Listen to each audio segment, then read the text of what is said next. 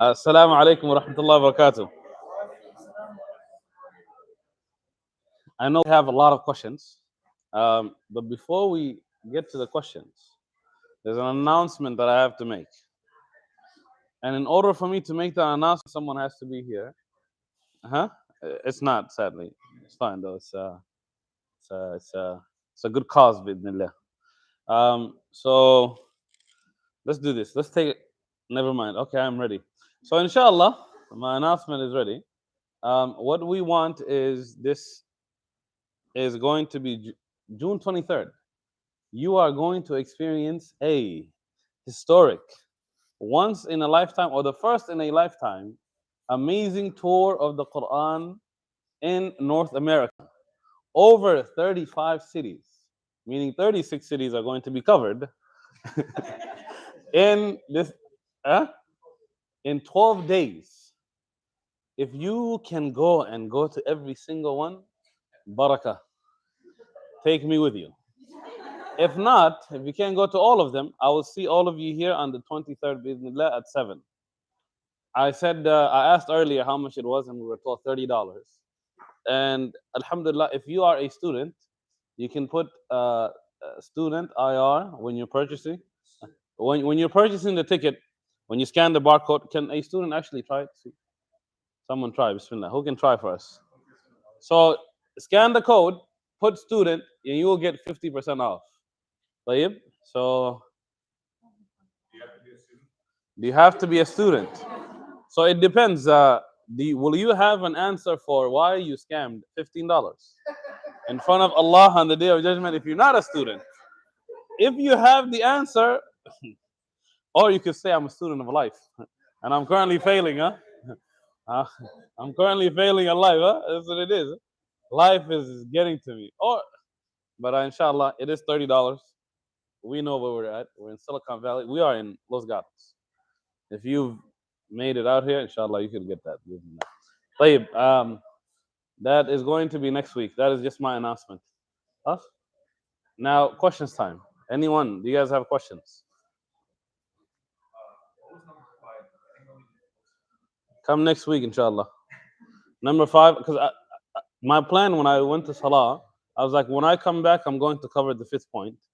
But then there's some of us that were here that are not here, so it wouldn't be fair. So we'll go over it next week, inshallah. You just keep that in mind. Let's say, for example, let's say it's maybe someone who doesn't pray all 5 Salah. If they have not prayed Fajr and Dhuhr, they're also accepted. Allahu Akbar. Allahu Akbar. I love that. So a person that regularly does not pray Salah, and because they are around you, mashallah, now they want to pray Asr with you. Do they have to pray Maghrib, Fajr and Isha? Fajr and what Salah? Fajr and Dhuhr before joining you in Asr.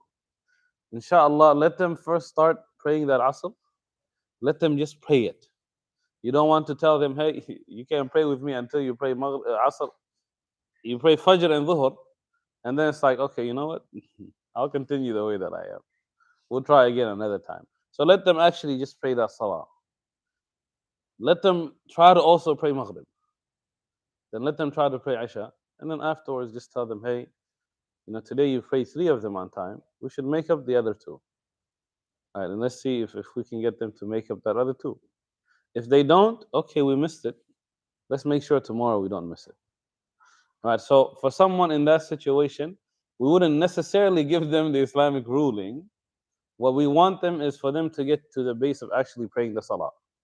Because what might end up happening is if they're already not praying, and now you tell him all of the prayers that you didn't pray, you have to pray before you pray now, a lot of times they're not going to continue praying. So just continue up on that thing.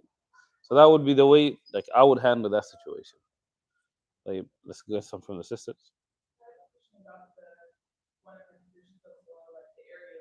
Yes. Is sound considered a part of this? So one example is like I just pray and shopping, go into the living room, but maybe there's like music around, something like that. I understand that it's probably much better to be in a space where there's no music or not a lot of stuff going on, like that. But it's not necessarily a condition of it being accepted or not, no. And it's not sound is not a condition of purity. So if there's songs that are playing, it would not make the place impure. But what we should think about in that situation is, what do I hear more? What is taking my attention? Is it the words that I'm hearing, or is it the words that I'm reciting? And if it is the words that I'm praying, then it is much better for you to find a different place to pray. Just like music is, like we know what music is. Just like in the masjid, if a person is reading the Quran in one corner and it is too loud, other people, even though this is something that is good, they cannot focus in salah. The Prophet sallallahu alaihi wasallam, and this happened during his time, where you would have people in corner here, corner here, corner, everyone reading or praying, and they would do it in a loud voice. And the Prophet sallallahu alaihi wasallam told them, every single person is in a conversation with their Lord. So lower your voices so that you don't bother me with your salah. You don't bother me with your recitation of the Quran. If this is the recommendation of the Prophet sallallahu alaihi wasallam for these amazing things, how about things that are not those things, are worse than these things? Right? So I would worry more about that than, is this place tahir for me to pray? It's tahir if it meets all of the other requirements. But now, is it, am I going to be listening or am I going to be reciting? Tayyib. Question here. Actually, there's a brother raised his hand over here. Okay, right there. So you talked a lot about aura. Mhm. So then, like for women, the aura is different with their family. Uh-huh. And what is that? How is that? So he said the aura of women is different in front of families than in front of other people. And what does that include? Our sisters, what does that include? Huh. So it's Wait, I think it's in front of women. men. Instead in front of men. Well, so in front of your brother, your uncle, your grandfather, your dad, those people. What is your aura? From where?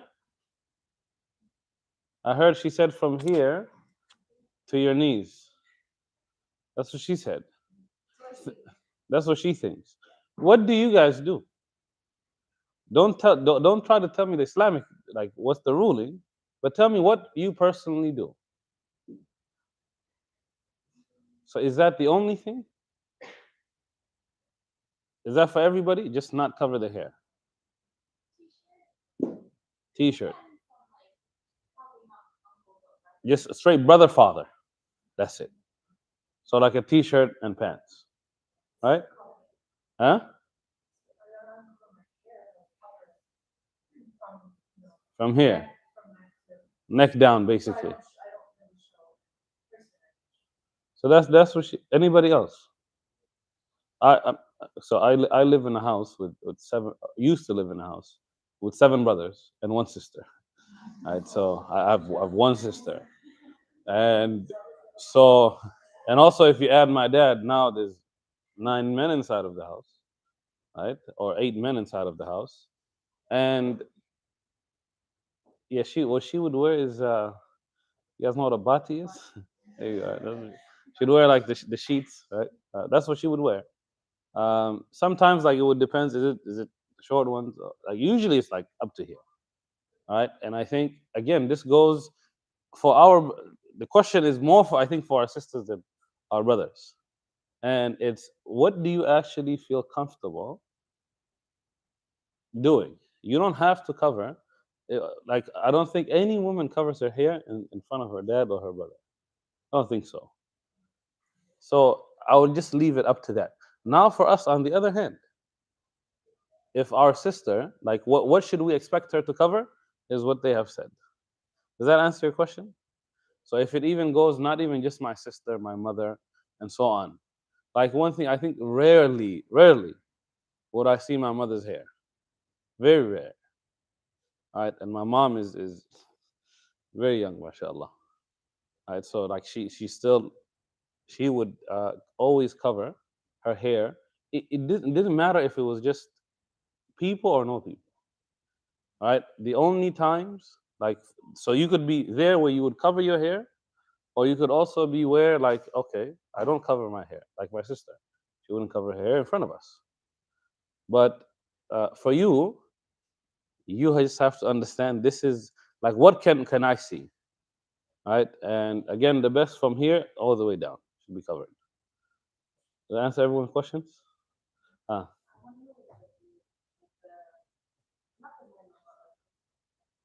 so what's the best? So you don't have to cover your hair. You could technically wear a t-shirt. You could technically wear a t-shirt. Now, when you're inside of the house, again, what you have to think about is, what is, not only am I just dressing for the people here, like, what is an acceptable dress for me to wear in this house with the people that are here, with women and even with men? Where is, like, where is the level of haya? What should I hide from myself? And generally, it should be like from here down. And this is what is, what she doesn't have to show. And really, the only difference I would even, like, we would restrict it to would be just be, you don't have to cover your hair, but everything else try to cover. And maybe with the arms, you don't have to go all the way down to the wrist. Maybe at the elbow, a little bit past the elbow, so on. Ah,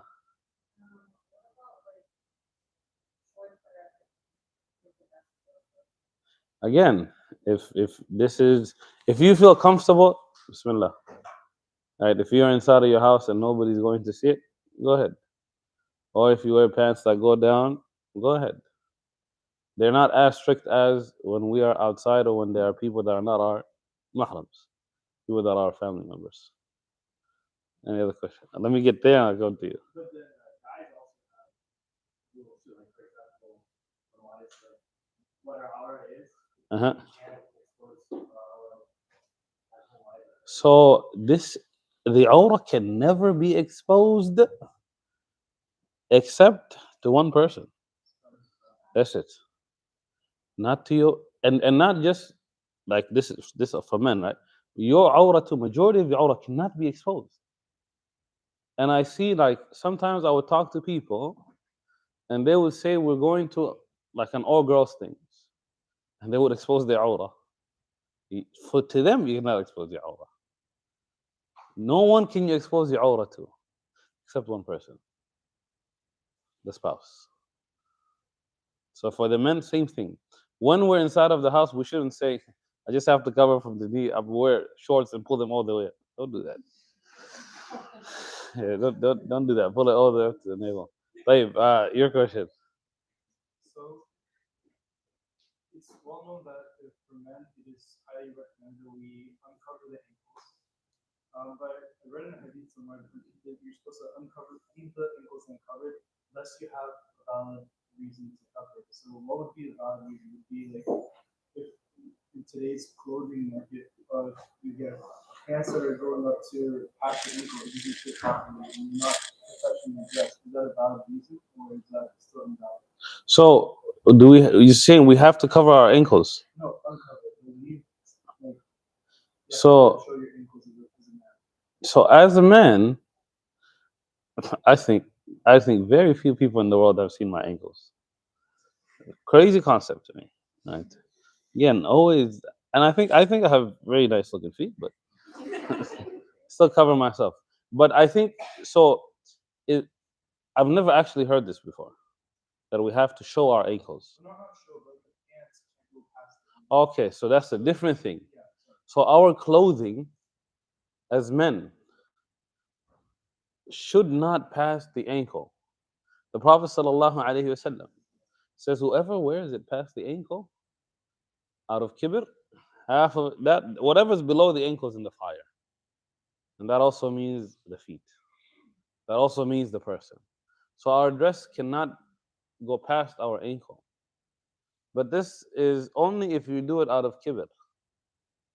And what that means is, think back, how would you prove to somebody that you have a lot of money? Some more garments, I need more clothes. My clothes is just not going to go to where it's supposed to go, which is here. I'm going to make it drag behind me. Why? Because I have that money to waste. Because I actually have the money to do it. Right? So when a person does that, they're doing it out of kibr. The rule is from there is in general, we should try to make sure that our clothes do not go over the ankles. In general. But if they go up, we have to make sure that it is not being done out of kibr, that they don't go over the ankles because of kibr. And I want to show you how wealthy I am based on how long my fabric is. Right? So when we have things that go over the ankles, if we can avoid having kibr, then we wouldn't fall into this category of people. So what, like typically me, I just keep things above the ankles and I wear my socks. Right? So I cover my ankle, and then my thobes generally don't go over the ankle. But if I have thobes that go over the ankle, yes, I just don't wear them. Once I realize, hey, this is a little bit, it needs to be fixed. So I would recommend avoiding it is always better. Avoiding making sure your clothes go like they stop at the ankles or a little bit above. That is much better. Does that answer the question? And so, because today we're not doing it because of kibble, Mhm. because that's just how pants are designed. Mhm. It's acceptable. Where it's, So when you're wearing the suit pant, oh, you know, regular jeans, and if you wear, inshallah, just fold them up like that. They look nice. You avoid the issue of having to deal with is this worth me my legs being in the fire or no? Really, like this is how we should think of things. Can I avoid it? What happens if I just fold it up? We'll see. But if not, if it has to go down, avoid making it for kibble. Then you wouldn't fall into that category. طيب. Questions? Sometimes when you I have a question on Salah. Sometimes when you're praying, you're moving your hands. Sometimes you got a itch. Mhm. Is there a number of times you can move your hands, and after that the prayer becomes invalid? And the question number two is like when you're praying and you forget like what you're on, should you use your best intuition or guts, or should you redo the prayer? Okay, طيب. Let's answer the second question. I am technically on my third rak'ah, but I think I am on my fourth. I know for a fact I prayed the second rak'ah. My issue is on this third one. Is it number 4? Is it number 3? What do I do? You will always pray it, not my intuition, but which one do I know for sure I did? I am 100% about that second rak'ah. So because now I'm having doubt, I am going to think to myself that second is complete. The third one I need to pray it. So this salah of mine, this rak'ah of mine, is the third one. All right? Or if I'm on the second one, and usually, again, how do you avoid this? For the men, not pay attention to the prayer. That's very hard to do. Something else, huh? Here you go. You do these small things. Guess what happens? I don't have to worry if what's like someone is leading me. I am okay. Then you end up praying by yourself, and shaitan comes to you and convinces you. Then you tell yourself, I know for a fact I prayed a certain rak'ah. I'm going to go base from there, not base because of this waswas that I'm having or these doubts that I'm having. Is that clear? That is the second one. And then the first question, what was it? How many times can you move? How many times can you move? So we'll talk about this more in detail next week. But when it comes to movements in the salah, if it is a big movement, it breaks the salah. If it is 3 to 5 small movements, it breaks the salah. So if you are praying, all of a sudden,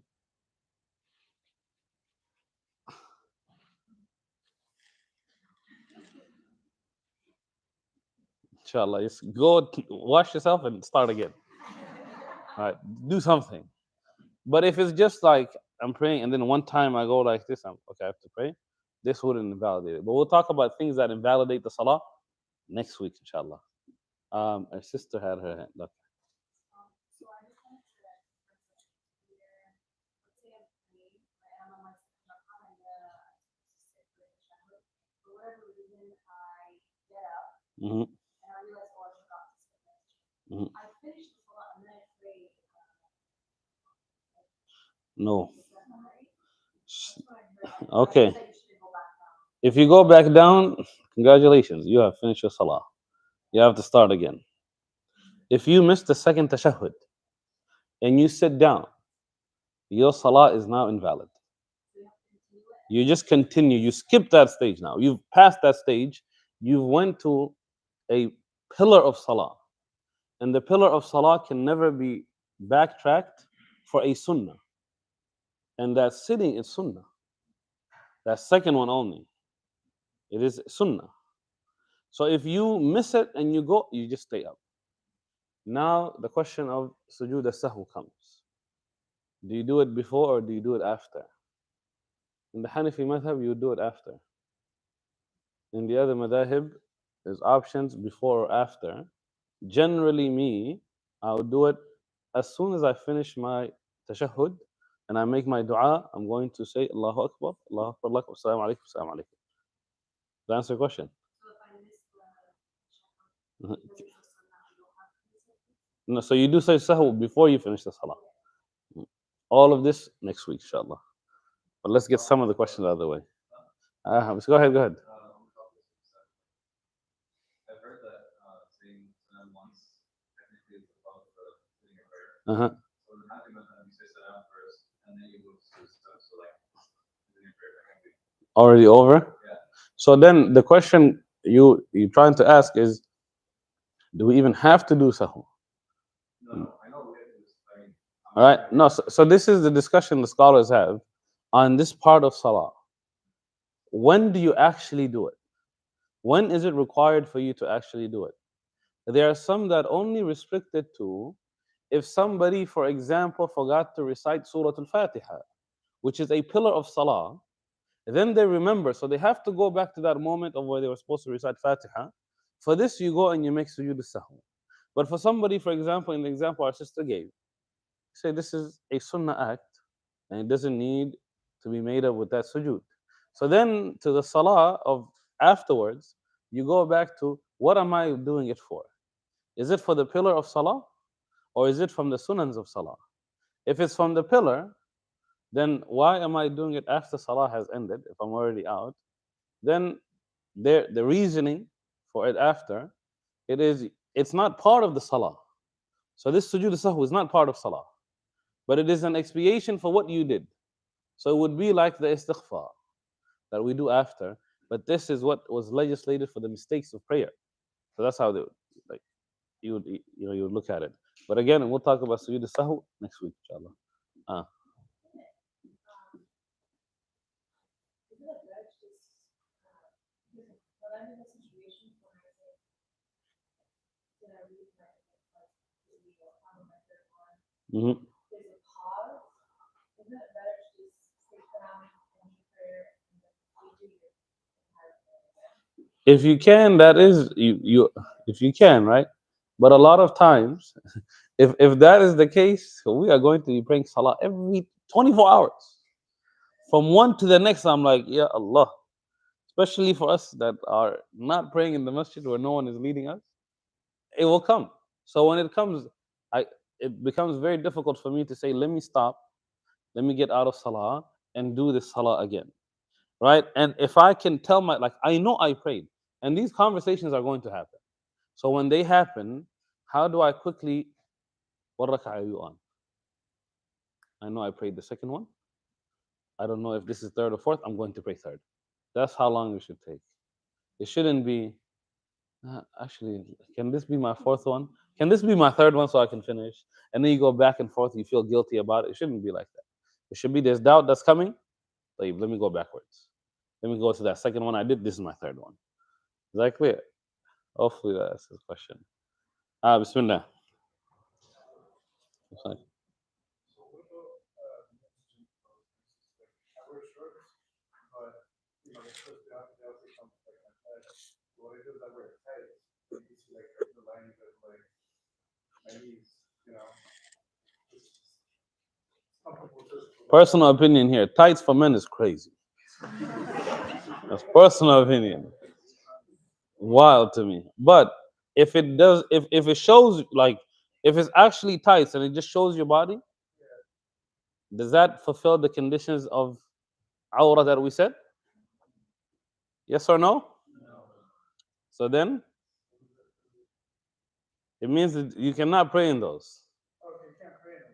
And you cannot be outside in them. So it doesn't cover the awrah. طيب.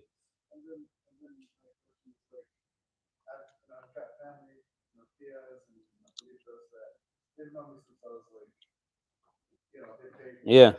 But some of them are majority Christian, and I've got photos. They tag me, but they don't wear the hijab. Mhm. So like, what should I do? Should I like tag my grandma? I'm gonna let you decide on that one, my brother. May Allah make it easy for you. All right.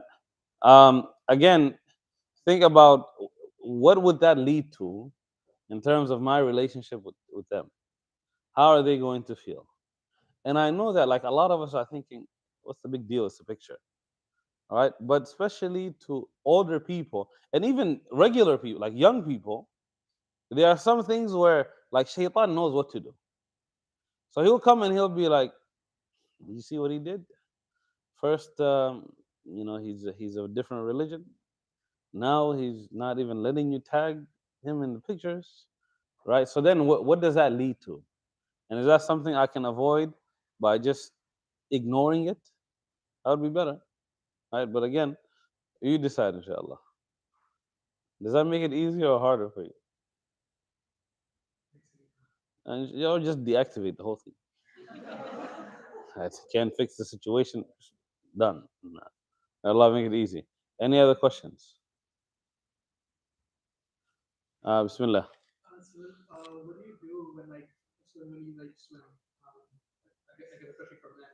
Like all the shorts are like you wear the shirt and shorts, you wear shirt and What do we think, my brothers, after today's talk? What? You'd be a good swimmer. You'd be a very good swimmer. All right? So if you can swim in sweatpants, bismillah. All right? Or another thing, don't go swimming. That's also an option. Allahu Akbar. Allahu Akbar. I like that. For sure, they would cover their auras. If you actually want to see it. So when I was studying in Egypt, we used to go swimming.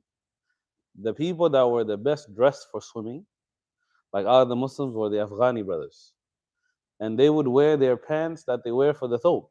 For the Shawwal Khamis, they would wear those pants. And then they would tuck the top of it inside. And they would go swimming like that. Again, like this is you guys really you live in California. Some of you might go surfing, you might go to the beach. I might do all of these things. The first thing is, if I go to these places, can I cover my aura? If I go to these places, are other people going to cover their auras? And if I can cover, or other people can cover, what should I do? Is it hard? Yes, it's hard because I want to go to the beach, I want to go surfing, right? All of these. You decide what are you going to say to Allah subhanahu wa ta'ala for this right here. So if you do decide just to go swimming, get a private pool where it's only you, inshallah, by yourself. If you can't do that, then wear the shirt and long, long shorts, inshallah. That will cover your aura. Does that answer your question? Okay, let me go here and I'll come back.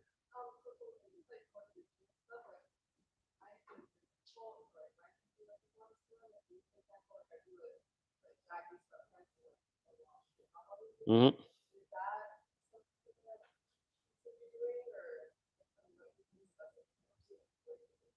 Again, there's always the best, like the best way of handling it. Okay, thank you. I have 5 more minutes, inshallah. So there's the best way of handling it, and then like how do I not go too far away from there? If the things that we talked about, you're able to cover them in the clothing that you are describing, then you're like, okay, I don't have to worry. Whatever is part of aura is covered.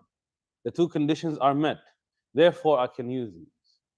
But if you feel like, okay, this is not enough, two options. Make your own one that's enough and make a lot of money from it, or I need to actually find someone that might have already made better than these that I can find. But just for all of our clothing, when we dress ourselves, these two questions we should always ask ourselves. One, does it fulfill the conditions of awrah? Two, is this something, if prayer time were to come, I would be pleased with standing in front of Allah subhanahu wa ta'ala with it? And if they are, Bismillah, go ahead. And if they're not, try to change it. Hopefully that answers your question. طيب. Who? That was you here? Bismillah. So going back to the swimming question, if Mhm. you're in a place that is secluded and you're confident that you're not going to run other people, is it then permissible to wear less than your aura to go swim? Not less than your awrah. Not less than your aura. The awrah has to be covered. Even while swimming. Even so, the awrah, even swimming outside in public, always cover the awrah. Even if you're at this secluded place, try to cover the basics of the awrah.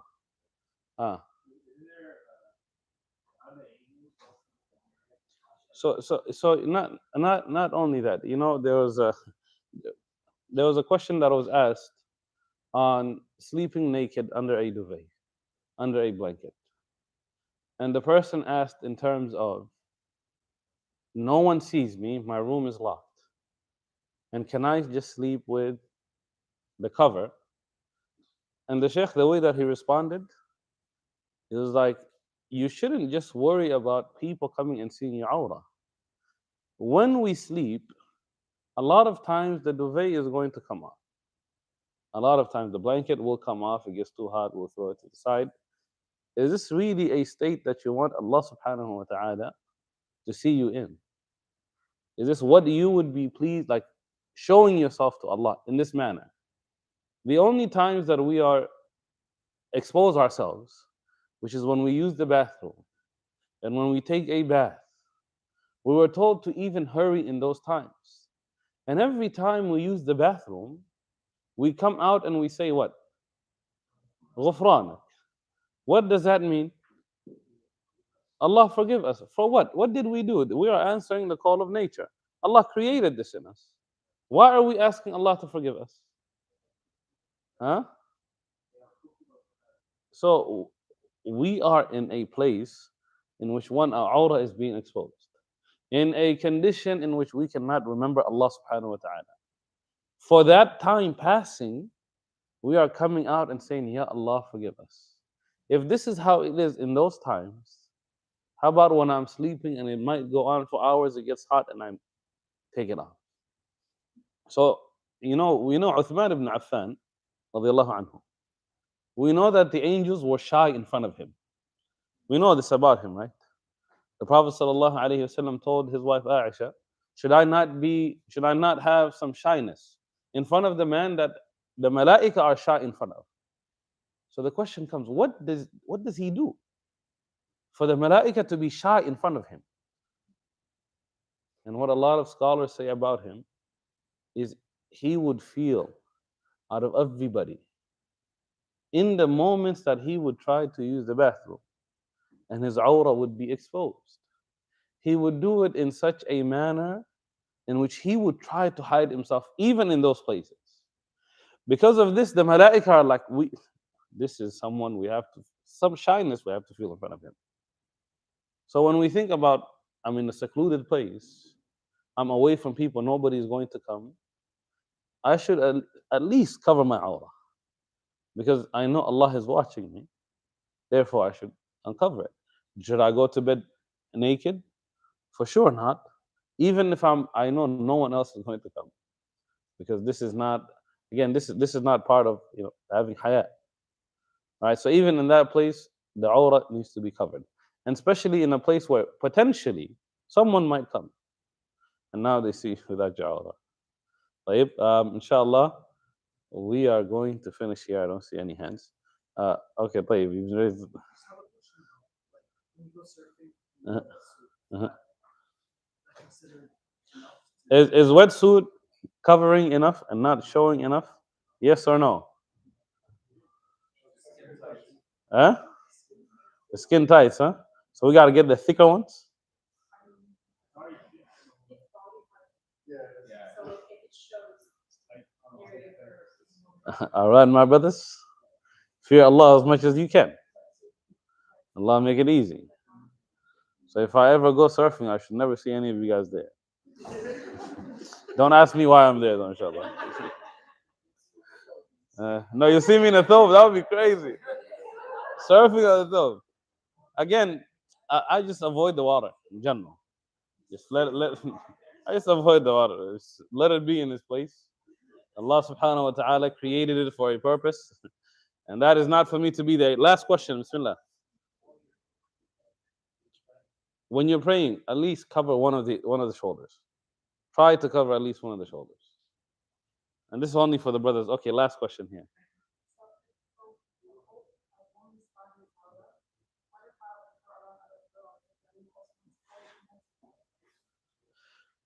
So I would make a distinction, right, between the believing woman and the non-believing woman. In front of the believing woman, you wouldn't have to cover as you would in front of men, but still maintain from here down. In front of non-believing women, don't show them anything. Anything. Cover the aura.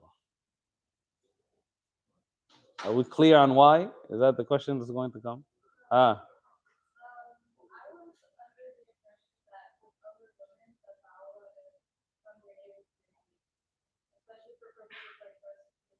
Yeah. So that is like the technical thing that is given of in front of them. You can technically just go what the aura of men is, but we don't want to just do what we are required to do. Our thinking should always be, how do I become a better version of myself? And that is going beyond what is required from me. With that, may Allah subhanahu wa ta'ala forgive us for shortcomings. ربنا آتنا في الدنيا حسنة وفي الآخرة حسنة وقنا عذاب النار وصلى الله وسلم على سيدنا محمد وعلى آله وصحبه أجمعين. السلام عليكم.